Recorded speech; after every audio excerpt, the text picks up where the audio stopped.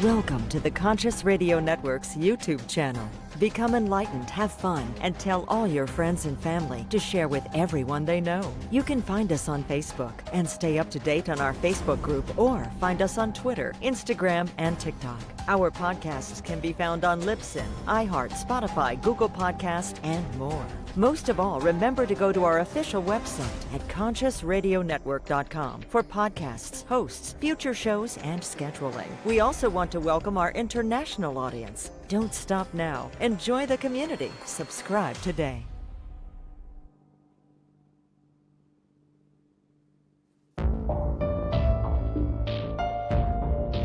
This is the Conscious Radio Network.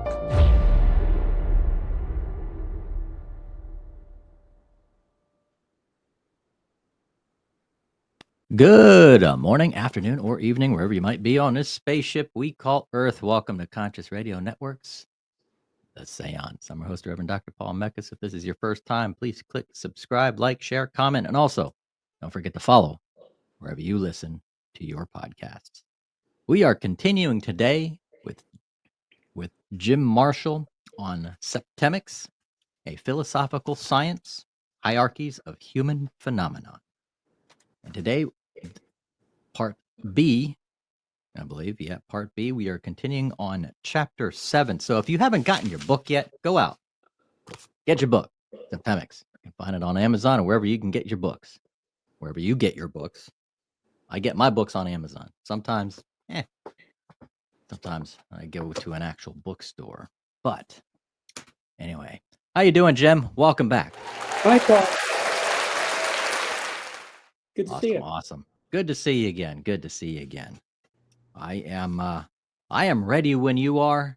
Ready. And again, for those who don't have their books yet, go get it. That way you can come back and listen to this and get the information. So let's pick up on the scale of evaluation. Okay, well, I should say one sentence just to introduce myself to those of your viewers who may not know who I am.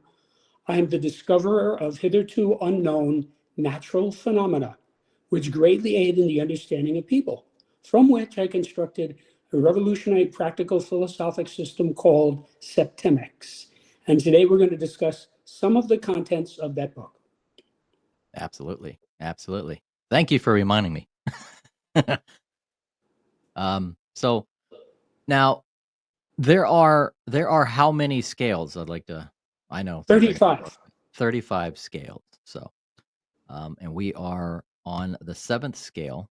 Mm-hmm. Correct. And let's get on with the scale of evaluation. The last one was, just as a quick recap, the last one was the scale of identity, chapter 6. So the scale of evaluation, chapter 7. Okay, this is an extremely volatile scale, meaning people move on this scale by the minute or the hour. In contrast, there are some scales that people never move on. For example, the scale of basic purposes, most people, more than 90%, spend an entire lifetime at one level of that scale. So it is a persistent trait. This is the opposite extreme. This changes quickly and easily, and you can see it happening right in front of your face. Well, this is a linear scale, meaning it's not spiral. In a spiral scale, there's an apparent congruence between level 1 and 7. That doesn't apply here. This is a gradual scale, meaning there is an infinitude of gradations between each level, and one moves gradually up between the levels. And it's a specific scale, meaning it has no general meaning. It has to have a context for it to make sense. Now, looking at the dotted vertical line on the right, at the top, it says love, at the bottom it says hate. That is what we are measuring with this scale. We're measuring love and hate. So at the top of the scale, you have love. At the bottom of the scale, you have hate. And then you have all the intervening gradations between those two. Yeah. So Everyone enters this scale at level 4, which is neutrality. When a person comes into an area that is new to him, he's neutral necessarily. So let's say you have a person who has never listened to classical music at all, never heard of Beethoven or Mozart. So you want to introduce him to it, right? Well, you say, well, let me play some classical music. Now, this guy has never heard it, doesn't know anything about it. He's at level 4. He's impartial. He doesn't have a good opinion about it or a bad opinion about it. So you put on, for example, Beethoven's Fifth Symphony. Now, one of two things is going to happen in a matter of minutes. In the case of most people, the person would move up to level 3. So if after the first movement you say, how do you like this? He'll probably say something like, oh, I could see why a lot of people would listen to this. This is pretty nice. So he's condoning it. That's level 3. Now, if he really dislikes it, he's going to go from 4 down to 5, which is discouragement. He's going to discourage you. He's going to say, why would anybody want to listen to this? I don't agree with this. You see, he's going the other way. Yeah. Now, if you are attempting to influence a person as a salesman or as a politician or as a lawyer, this is extremely important information to have. You can watch the person. So if the lawyer is arguing in court, he can watch the jury, watch the judge, and see if they're going up the scale or down the scale. He wants to move them up the scale. He wants them to first accept what he's saying, and then as he keeps going, he wants them to agree with him, which means unanimity. And then eventually he wants them to say, I agree with this guy completely, right? They're avid. So if it's going the other way, you better stop and change what you're doing. You know, if you're in court and the judge is discouraging you, he's saying, you know, you really don't have much of an argument here. I really don't agree with what you're saying. That is a bad sign. The judge has gone down to 5. Yeah. And if you don't change course right away, you're going to lose. So that is sort of how this works. Yeah. Now, let's start at the bottom and work our way up, okay? So the lowest level is condemnation, which is loathing. Now that is a level of hatred. So this is like the pro-life person who wants to blow up an abortion clinic. He condemns it, right? He has loathing for these people. There's hatred there.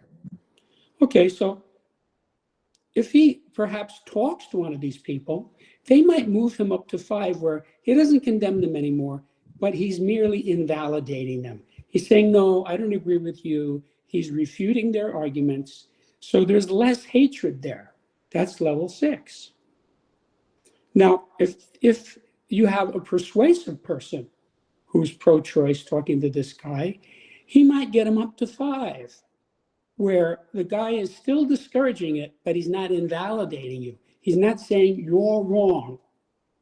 He might say, well, I still don't think this is such a good idea. I disagree with abortion. See? Now, if you continue to persuade this person, you might get him up to neutrality, where he might say, well, I could see this makes sense both ways. Yeah. You see? So that's how this works. You can see this going on all the time. If a guy is trying to get a girl to go out with him, he wants her to go from neutrality, right? It starts at neutrality. You meet some girl at a bus stop, right? And they start to talk.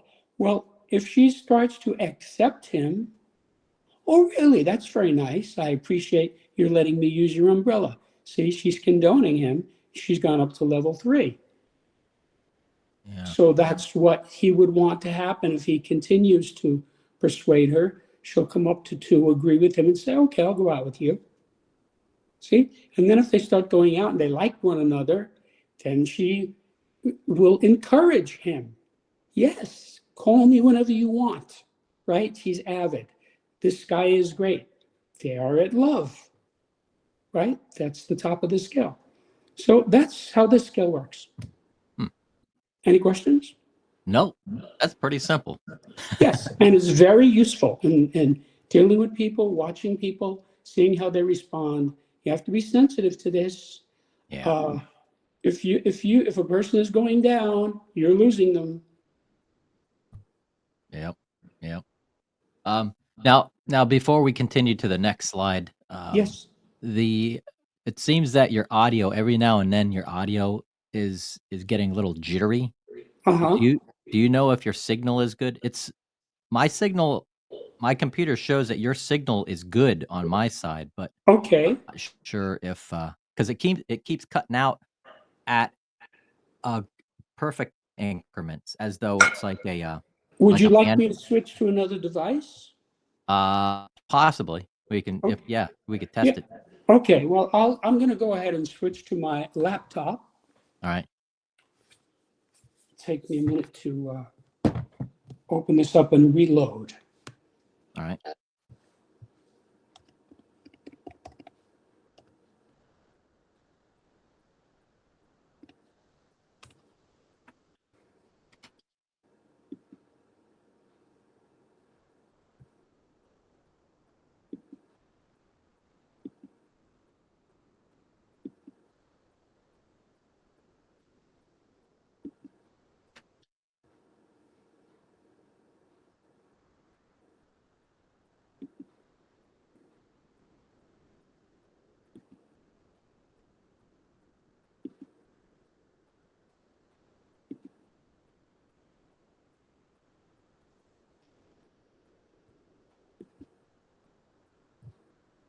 Okay.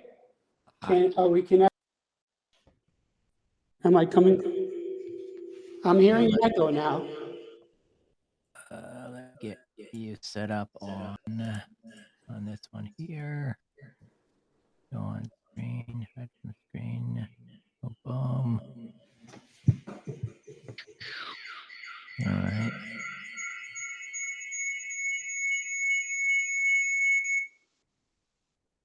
There we go. Okay. Okay. Are you hearing me? That sounds better. Only time will tell, because it was like almost I'm like not hearing right you. on. Can you hear me? Check. Can't hear me? Audio. Is there an audio setting? Audio. Let's see. I don't think it is on my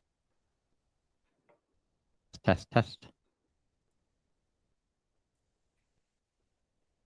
Come on. Check. I can hear you. Can you hear me? I'm going to reload this. Right. Yeah.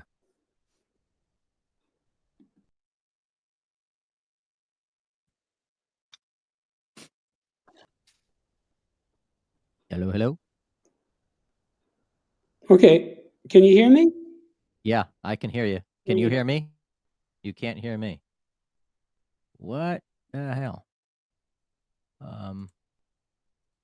Wait a minute.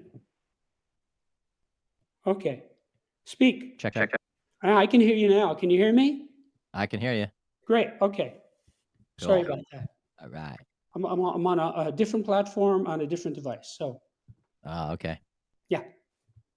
All right. Let me get the settings here. You want to redo the last one or just continue on? I'll bring back the screen and then we'll switch to slide 10. Okay. Okay.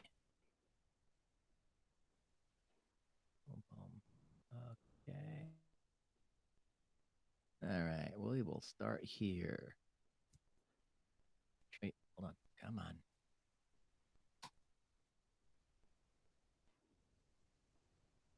Okay, the scale of motivation.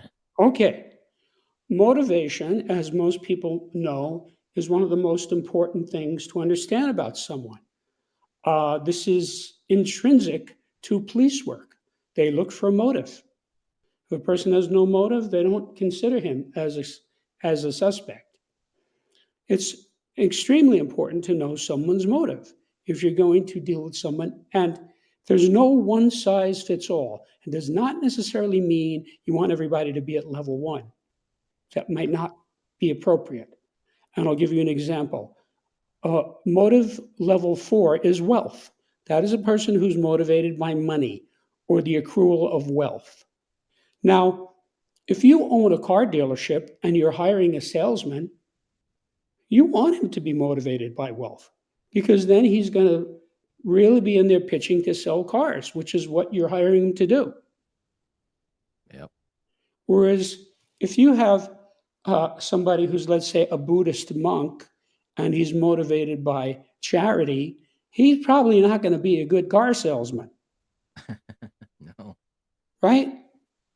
So this is a question of, as with all the scales, what's appropriate? The whole idea of this book is you use it to benefit your life, to pursue your goals and purposes. So let's look at the type. This is a linear scale, meaning there's no apparent congruence between levels 1 and 7. It's a quantum scale, meaning there's no gradation between the levels. You jump from one level to the next instantaneously. So if you are at level 2, you will jump in a billionth of a second up to level 1 or down to level 3. There's no gradation here. Yeah. And it's a specific scale, meaning it has no general meaning. It has to have a context for it to make sense. So what is your motivation toward your spouse? What is your motivation toward your mistress? What is your motivation toward your son? And so forth. So this is a scale that you could use thousands of different ways. For instance, you could find your motivation toward these people in your life, right? And there's one for every person you know. So you could do hundreds of these. What's my motivation toward my cousin Fred? Then you can do the reverse vector, which is, what is my boss's motivation toward me? What is my doctor's motivation toward me? What is my grandmother's motivation toward me? See? So there's another whole batch of them. So this is something that can be used a lot, and it's extremely helpful in figuring out who you want around you in certain contexts. Now, what are we measuring with this scale? You have these 7 levels. 7 levels of what? This is about responsibility. If you look at the dotted vertical line, above level 1 is full responsibility. That, of course, is an unattainable absolute, which is why it's above level 1. And no responsibility is the opposite. It's really not a practical thing to hope for or expect to see. No responsibility. There's usually a tiny little bit, even in somebody who's at 7. So as you go up this scale, you're assuming more responsibility. So take, for example, a person who's at level 5, revenge. That person is certainly is not assuming any responsibility for the person who is the object of his revenge. See, he wants to kill him or beat him up or something. Mm-hmm. Right? That's no responsibility of that. But if that person were to be at level 2, he would say, well, I have some obligation here. See? And so you have some responsibility. So that's what this is measuring. Okay. Now, notice there is a horizontal line at level 4. This is a phenomenon which appears in many scales, which separates the sane from the insane. If a person's motive is 1, 2, or 3, it is a sane motive, more so as you go up. If a person's motive is 5, 6, or 7, it's an insane motive, more so as you go down. So as with all the scales, as you get to the bottom, the people are crazier and crazier.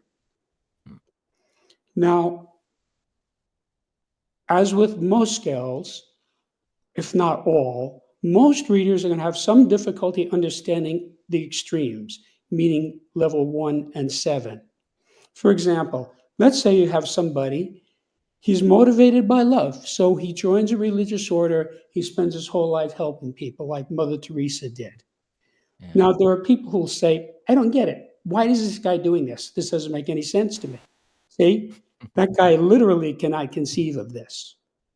Yeah. And then you can have somebody at the other extreme whose motivation is destruction, right? This person wants to subvert pretty much everybody and anything. So again, most people say, that doesn't make any sense. Why would that be someone's motivation? But there are such people at both extremes. And one of the things you get from studying this book is you see all of the levels for all of the 35 categories. So you get to understand that there are people at these extremes. And when you know what a person's motivation is, it's much easier to understand what the person is doing and what the person is going to do. Yeah. Okay, so let's start at level 7 and work our way up. So at level 7, the person is motivated by destruction. Okay, he wants to destroy or subvert. So this is the purpose, to harm all. He's wants to harm everybody. So this is the type of guy who would, want to blow up the world type Yeah. person. Okay, a terrorist, or Like wants to. Dr. Evil from Austin Powers. I never saw that movie, but I'll take your word for Okay. it. So this guy is exacting payment from everybody. He's going to make them pay. He's going to make everybody pay, right? This is Yeah. really a crazy person. Hmm. Up from that is suicide. Suicide is a sort of oblivion. He's not wanting to harm everybody. He's only wanting to harm himself. Well, you might say, well, isn't that crazy? Yes, it's crazy. It's not as crazy as wanting to harm everybody, but it's still crazy. So when you commit suicide, you become oblivious. You're exacting payment from yourself. So the guy who's going to commit suicide, he has something going on, perhaps only subconsciously, where he's going to make himself pay. Yeah. This person has done terrible things, and so he can't deal with it anymore, and so he commits suicide. Okay, so he's harming himself. Now, up from that is harming another. This person is not harming everybody, he's harming somebody specific. Now, even if he has 2 targets, he thinks of them separately. He wants to kill Joe and he wants to kill Fred because they both beat up his brother. Yeah. So some people think of this as justice, and then at this level, justice and revenge are pretty much the same thing. Because remember, this person is not entirely sane. So this person is exacting payment. He's saying, if you remember the sort of cliche of Jimmy Cagney saying, you gave it to my brother and I'm going to give it to you, Yeah. that sort of a thing. So that's what a vendetta is. A vendetta is at level 5. You're exacting payment. Hmm. So up from that is what is extremely common, which is motivated by wealth. This is how most people are. The guy goes to work, he collects a check at the end of the week. That's why he's there. He's not there because he loves his boss. He's not there because he loves people. He's there because he gets a check at the end of the week. Okay? So he's helping himself. By going to work, he's literally helping himself because he gets wealth from it. Now, it doesn't have to only mean money, it can mean something else. It could mean, like, if you're an actor, it could be, a wealth would be like an Oscar that you can put on your mantle for the rest of your life and say, yeah, I won this Oscar. So it's payment to self. So there's a payment there, but it's a payment to yourself, which is how most people think. Yeah, I want a payment to myself. So that's sort of normal. Okay, then you go up to status. Now, this person is not motivated by money. This person is motivated by fame. So, you have this baseball player, and he wants to lead the league in home runs for that season. He doesn't get any more money for doing that. I mean, indirectly down the road he might, but that's not what's motivating him now. He wants that title as the home run king for that season. Okay, that's fame. Yeah. Now, in case you haven't noticed, when a person has fame, he receives help. If you're famous, people send you gifts. Oh, yeah. When there's a play, at the end of the play, the leading lady comes out, takes a bow, and they give her a bouquet of flowers. That's a tradition. So she's receiving help, right? So it's accepting payment from another. That is what fame is about. It's accepting payment from another. Now, up from that is duty, which is obligation. Now, at this level, you're helping another. You're not helping yourself anymore, you're helping another. And you're doing it because you're repaying a debt, right? So the father becomes senile, he can't take care of himself, so the son brings him into his home to look after him. Why? Because he has an obligation. The dad raised him, and he's repaying a debt to his dad. Yeah. So he's helping another. And at the top of the scale is charity. Now, the word charity comes from the Latin word caritas, which means love in a platonic sense, Yeah. as opposed to in an erotic sense. Yeah. Yeah. So, charity is love. Now, this is a person who wants to help everybody. I mentioned Mother Teresa, okay? So she was at this level. Or perhaps many saints and monks and nuns and people who give their lives to helping people. This is where they are motivated by, okay? No payment is required. They don't expect anything for it. So you have religious orders who give up everything. For example, the Society of Jesus, they have no worldly possessions. Yeah. Nothing. They don't even own their own underwear. They are given things by the order as the Yeah. order sees fit. And their life is about helping people. So you'll have this Jesuit, he's in a school, students come year after year, year after year, year after year, and he's helping them, helping them, helping them. No payment is required. Doesn't even care if the students say thank you. It's nice if they do, but it's not required. So that's the scale of motivation. It's extremely important and valuable for you to use this. Oh, So yeah. let's say you have a guy and a girl, and they're talking about getting married. Okay? Wouldn't it be smart for this guy to know, why does this woman want to marry me? So maybe she wants to marry him because she loves him. That's level one. Well, he figures that out. Okay, she wants to marry me because she loves me. Good, I'm going to marry her. But maybe she wants to marry him because she drives a Maserati. He owns a 60-foot yacht. He flies his own Learjet. He lives in a $10 million condo, and he's the CEO of a corporation. See, that's a different motivation. Yeah. So the guy might analyze this and say, now I understand Betty Lou better. Uh, she wants to marry me because I'm rich. I don't want to marry a, I don't want to marry a gold digger. So Mhm. that might be right there where he ends the relationship. He breaks up with her.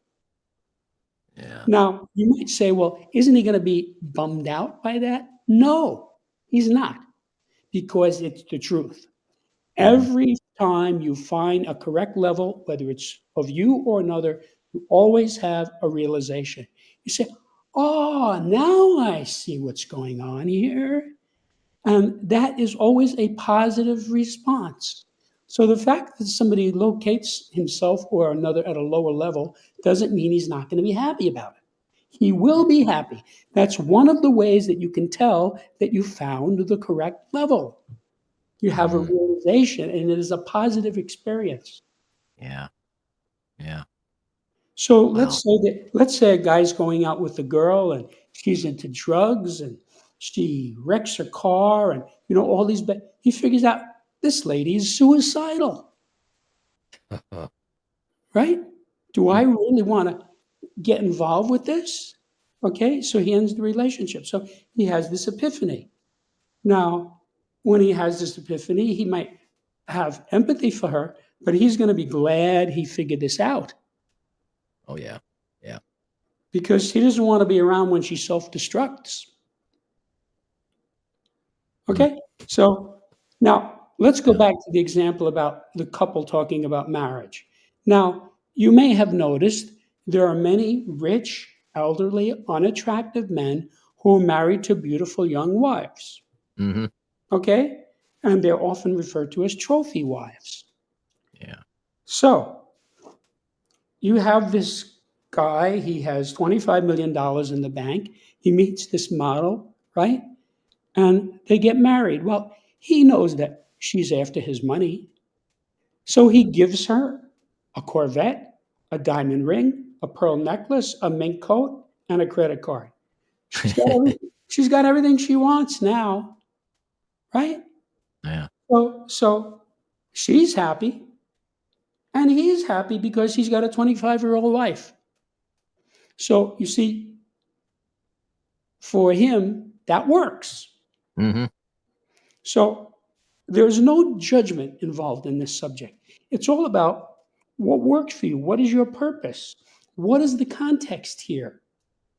See, Yeah. and you make sense of it. Uh, you know, after 9/11, immediately you had thousands of men in the United States join the military. Mm-hmm. They wanted to kill terrorists. Okay, now, some of them may have been motivated by duty, which is level two, but I suspect a lot of them were motivated by revenge.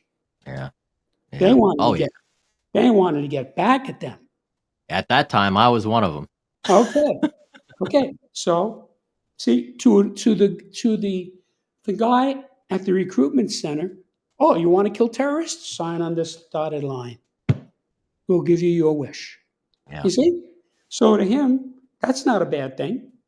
He wants these people. Mm. So it's all about context. It's all about how people fit together with one another. Yeah. Mm. Yeah. This is. Yeah. I could see the importance of this scale. Yes. Definitely.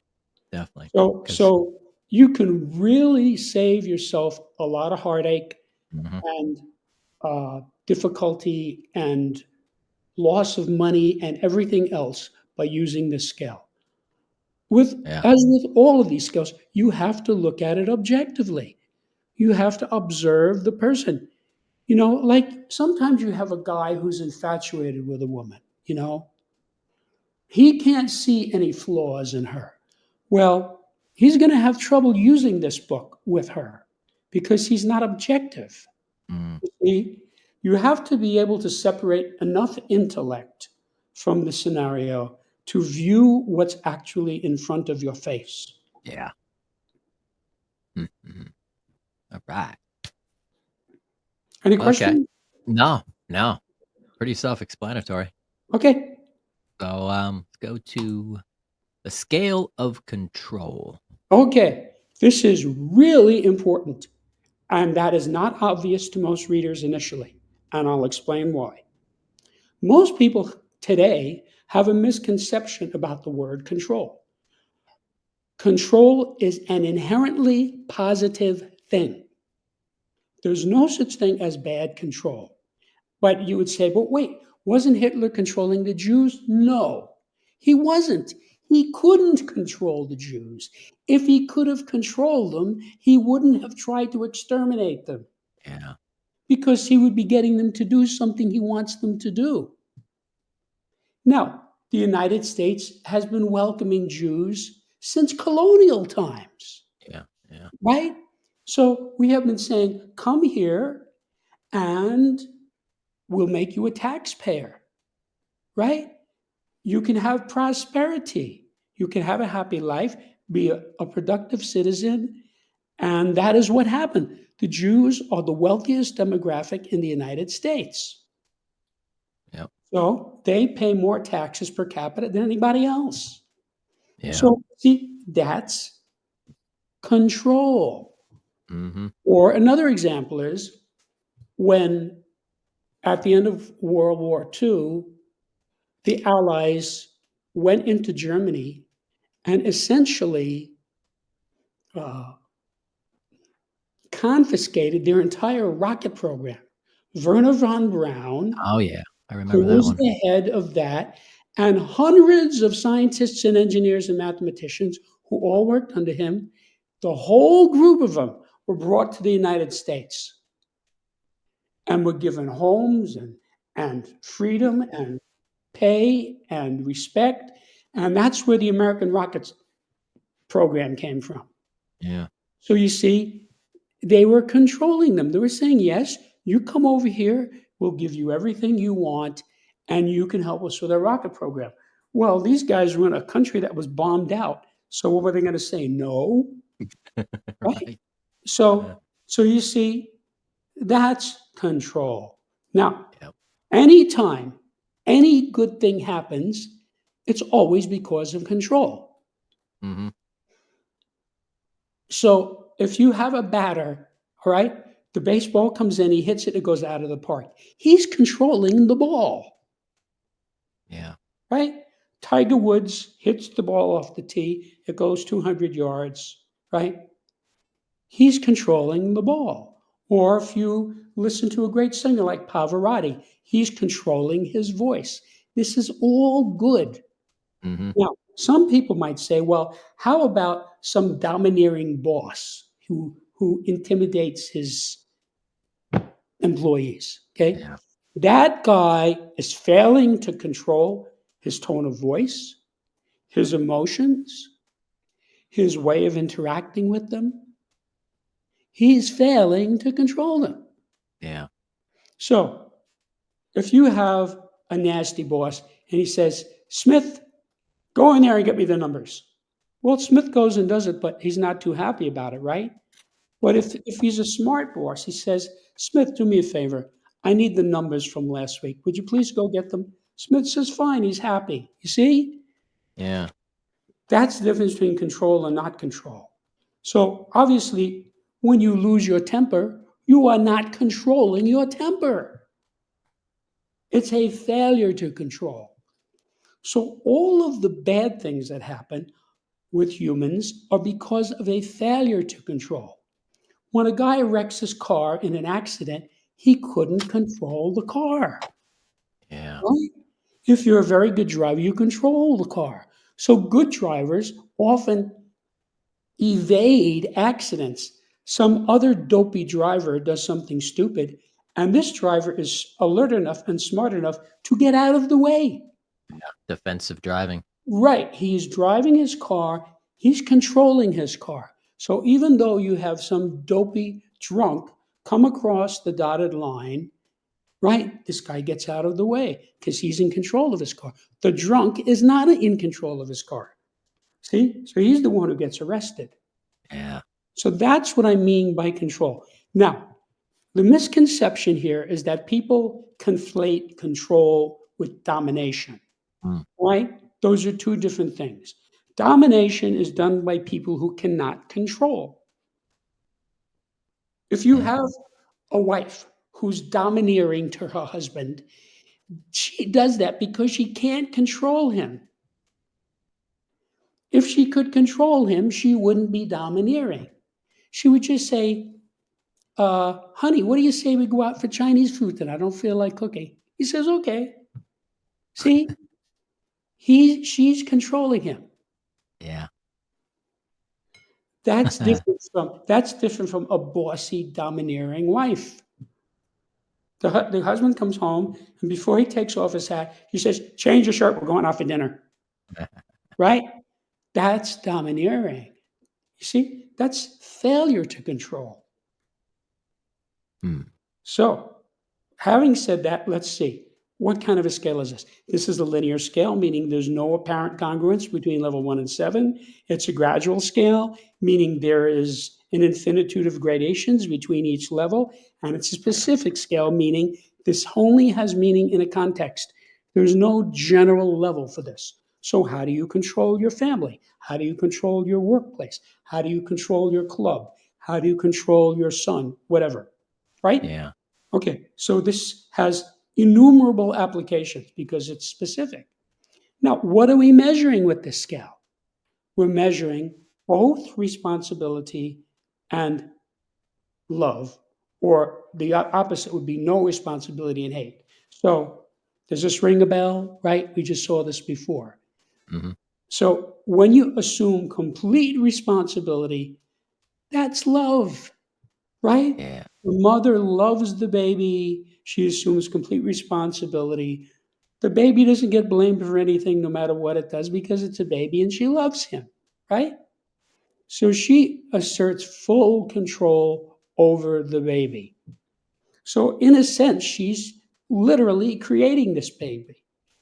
Hmm. See? So, the biological creation just morphs into sort of a mothering creation. Yeah. Okay, now at the bottom of the scale, you have hatred. When there's no responsibility, there's hatred. So, for example, most people do not want to take responsibility for serial murderers, right? They hate them, they want Yeah. them executed. Now, let's talk about this whole scale, starting at the bottom. The lowest level is must not control. This is not obvious. Most people are not going to understand this. Hmm. This is an inhibition. This is a person who says, "Oh, you can't control me." This guy must not control anything and cannot be controlled. So he's inhibiting people. I actually knew somebody once, uh, a friend of one of my clients. He said to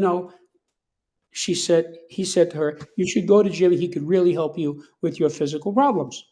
So she said, "Oh no, I don't like to be touched." Okay, that was her response. Yeah.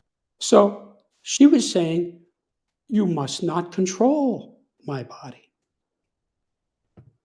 Well, I worked as a holistic practitioner and I help people by touching them in a certain way with various techniques.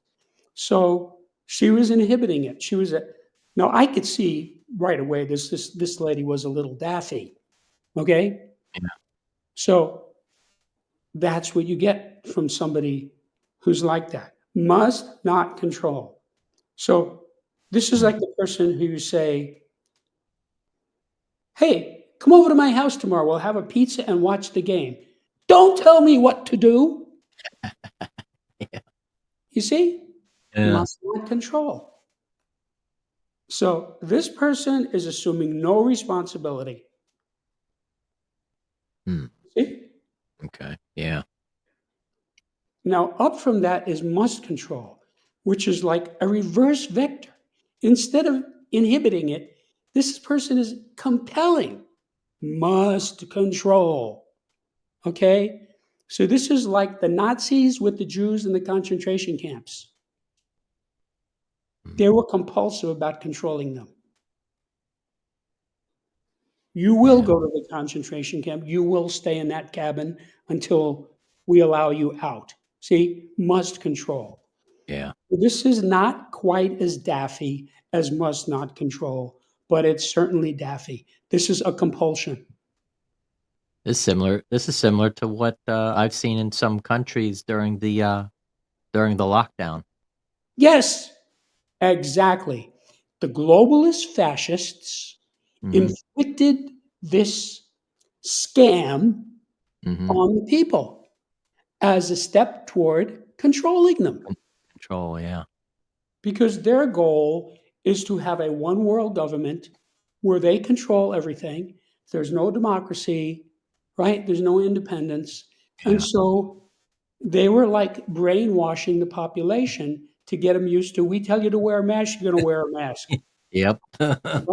Yeah. You'll own nothing and you'll like it. That's right. That's right. So, yeah, that's must control. Now, Yeah. that tells you how scary these people are. Yeah. I mean, these are sick people. Hmm. Up from that is cannot control. Now, we see a lot of this. A person who disowns something can't control it. So, you used to see this in terms of a family disowning a child, right? You have this young man, he's a drunk, he wrecks cars, uh, he philanders, he doesn't show up at work, and the parents are pulling their hair out. Eventually, they just disown him. That Mm. used to happen. Doesn't happen too much anymore. Yeah. What they're saying is we cannot control this guy, which is obvious that they Yeah. couldn't control him. So they disown him. So when you cannot control something, you disown it. The reason you can't control it is because you have disowned it. Yeah. There's not enough responsibility there for you to control it. You say, we can't control this, cannot control. Huh. So this is like people who just can't do something. Like somebody who he has a lot of trouble in school. He has dyslexia or ADHD or something, and he can't control the academic subjects. He disowns it. He says, I don't want to do this. I'm not going to be here. And he quits school. You see? He's Hmm. not asserting any responsibility there. At the point where he says, I'm out of here, he has disowned it. No Okay. responsibility. So, Huh. so now there's enough responsibility there to disown it. That's a tiny little bit of responsibility. Now, when you come up to 4, you have what we think of as tolerance. Tolerance is actually a slight control. So there are people who say, yeah, okay, so I have Muslims live on one side of my house, Jews live on another side of my house, we're Christians, and it's okay. We can all Yeah. tolerate one another, right? So that's like a slight control. And you can see the slight control because when the Muslim guy comes out of his house, the Christian guy says, hey, Muhammad, how are you today? He says, fine, right? That's a Hmm. slight control. He's Yeah. not disowning it, pretending the person is not there. There's some tolerance. Now, in the United States, that used to be the default. There was lots of tolerance Yeah. 50, 60, 70 years ago. Most people were tolerant of other people. Hmm. Uh, Now, that's not true. If you have a Republican sticker on your car, you're asking for big trouble because some Yeah. Democrat is going to come along and smash all your windows. Yeah. Tribalism. That goes on now. Okay. Yeah. So you see, that's somebody at level 6. He feels he can't control the Republicans. They're beyond his control, so he's compulsive and he attacks them. So let's go up to 3, good control. Good control is competence. That is what competence is. When a person is competent, he has good control. So you have a guy, he picks up a guitar, right, and he can play. He's competent at it. He has good control over that guitar. Okay? So that's lots of people have that. You have a guy, he's an air conditioner repairman. Okay? He is competent. You got a broken air conditioner? I'll fix it. Yeah. So that guy can assume responsibility for your air conditioner. Okay? And there's some affinity that he has for it there because he knows what he's doing. Now, up from that is very good control. This is what mastery is. So this is like you see a professional football player like, Tom Brady throwing those passes. Yeah. Very good control. Okay? Tiger Woods hitting a golf ball. Or when you see Nureyev dancing, right? He's a master at it. He has very good control over his body. Okay? And if you talk to them, you'll see that he has a lot of positive affinity for this. Yeah. See, it goes with the territory. He likes dancing. You know why he likes it? Because he's very good at it. Yeah. Up from that is full control, which is creation. So, needless to say, when you are creating something, you're in full control. So this is what you see from some brilliant jazz musician like Charlie Parker. Hmm. He would get up there with his sax and he would just play. He was creating it moment by moment, second by second. He was in full control of his instrument. But it doesn't have to be artistic, it could be in anything. Yeah. So a good example of this is Einstein creating the theories of relativity, the general and specific theories of relativity. He Mhm. created them, he literally created them. So he was in full control of the physics and the mathematics of that subject matter, which enabled him to create the theory of relativity. Yeah. Yeah. So he was assuming complete responsibility for it. Now, most people never get to level one on anything. That is a really, really high level. So this is, you talk to somebody who's really good at something, he loves it, whatever it is. Yeah. So let's say you have a guy and he's totally in love with his wife. He assumes complete responsibility. If she burns the toast, he doesn't yell at her. So he is creating this relationship. He's in full control, meaning he does not shirk any Yeah. control. He doesn't say, "Oh, to hell with it." You see, he is willing to accept her for whom she is. You know the Billy Joel song, "I Love You Just the Way You Are"? Yeah. Yeah. There it is. Heck yeah. So this is the scale of control. It's extremely important. Most people don't understand this. And I hope you learn from this because this gives you the pathway to success. You want to Yeah. succeed, you have to control it. If Hmm. you're having trouble with something, control it more. Yeah. Yeah. Find Don't a different strategy. don't disown it. It means you're not assuming enough responsibility. So let's say you have a guy, he hates geometry, he doesn't get good marks in geometry, he doesn't want to do his homework in geometry, right? This guy is somewhere down on this scale.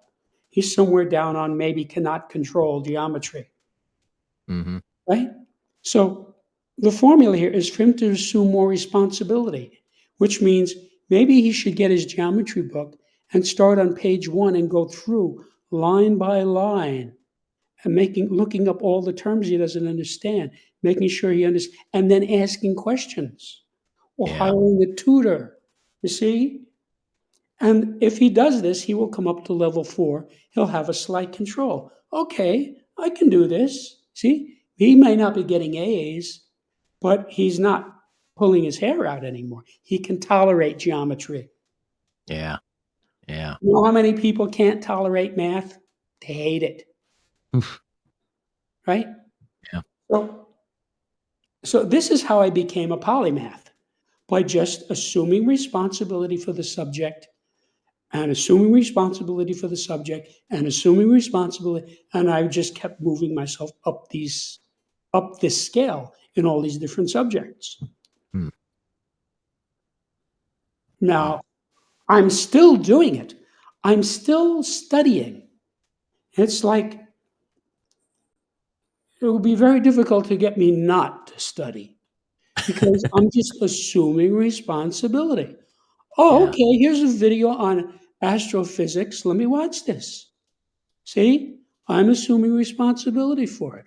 Okay, Dr. Tyson, tell me all about this. See, how does this work? See? So I go up a little bit. And that's how you succeed in anything. If you have control, you're succeeding. And if you're Yeah. not succeeding, it's because you don't You have don't. enough control. Yeah.